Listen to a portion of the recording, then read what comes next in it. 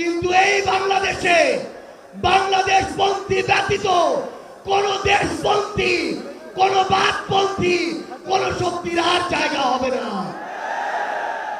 সংগ্রামী সহযোদ্ধারা, এই বাংলাদেশে আর ভারতীয় আধিপত্যবাদের জায়গা হতে দেয়া যাবে না। অন্য যে কোনো দেশের নামের কোন আধিপত্যবাদের জায়গা এই বাংলাদেশে হতে দেয়া যাবে না। সংগ্রামী সহযোদ্ধারা, হাজারের অধিক ছাত্র জনতা জীবন দিয়েছে। আমার হাজার হাজার সহযোদ্ধা আজকে আমার সামনে রয়েছে।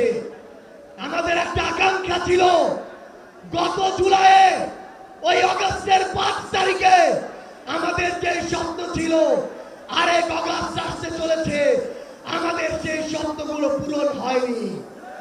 অন্তর্বর্তীকালীন সরকারের কাছে আমরা সুশীল সরকারের ভূমিকা চাই না। আমরা তাদেরকে অভ্যুত্থান পরবর্তী সরকারের ভূমিকায় দেখতে চাই।